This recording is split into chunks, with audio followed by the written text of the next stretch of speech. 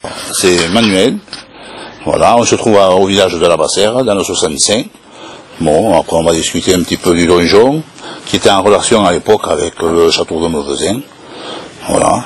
Bon, après il y a ici une ardoisière encore qui est toujours en activité. Il y en avait quelques-unes à l'époque, un peu plus, mais bon, elles sont arrêtées, c'est fini. Et après, en ce qui concerne le village... Bon, il y a combien d'habitants ici? On a à peu près 300 habitants. D'accord. Est-ce que le village a changé en quelques années ou c'est... Oh, c'est-à-dire, oui, il y a quelques personnes qui sont arrivées et qui ne sont pas d'ici, quoi. D'accord. Bon, on fait le monde partout, je sais pas. D'accord. Il y a des magasins, il y a quelque chose, il y a des petites boutiques. Non, non, il n'y a rien de tout ça. D'accord.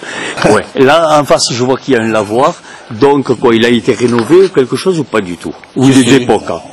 Enfin, tout ce qui est pierre et tout ça, c'est d'époque. Bon, le toit a été refait, bon, ils ont fait quelques travaux de peinture, mais après, tout est d'époque. D'accord. Est-ce que le village est grand? Oh, après, c'est-à-dire, c'est très étendu. Mais après, le village par lui-même, non, on s'en plus. D'accord. Dans une nature sauvage et préservée, boisée de hêtres et de sapins, surgit la Bassère, un village au territoire accidenté et étendu, adossé à la montagne. Deux belles chutes loussouées y laissent même entendre leurs grondements. Le secteur, surtout réputé pour ses ardoises, les Labasses, qui ont donné son patronyme à la commune. C'étaient les préférés de Viollet-le-Duc, et elles couvraient autrefois les châteaux de Chambord, de Pierrefonds, de Pau, mais aussi la cité de Carcassonne et la cathédrale d'Amiens. Cette roche est toujours extraite des carrières, et si elle est destinée au toit bigourdant, elle peut être utilisée pour des parements, des lauses, des dallages, des murs de clôture et même des œuvres d'art. Plus que le marbre dur me plaît l'ardoise fine, écrivait déjà le poète Joachim du Bellay en 1558.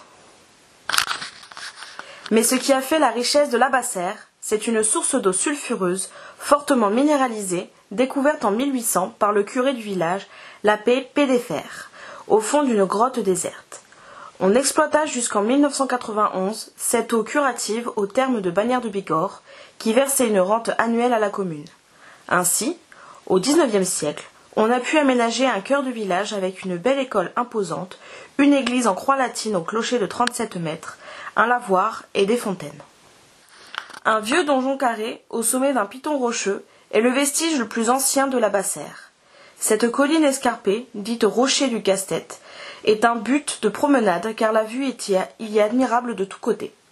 L'instituteur de la commune affirmait avec certitude dans sa monographie de 1887 que la tour aujourd'hui ruinée servait de télégraphe optique correspondant avec la tour de Mauvezin au soleil levant et avec la tour du fort de Lourdes au soleil couchant. Le bienfaiteur de la Bassère. La fière allure au buste de Pédéfer sur la place du village de la Bassère nous rappelle que la découverte de l'ancien curé du village fut à l'origine d'une renommée inespérée. L'exploitation des eaux de la Bassère. L'eau de la Bassère, une opportunité à ne pas manquer pour la cité thermale voisine qui exploitera la source pendant plus d'un siècle.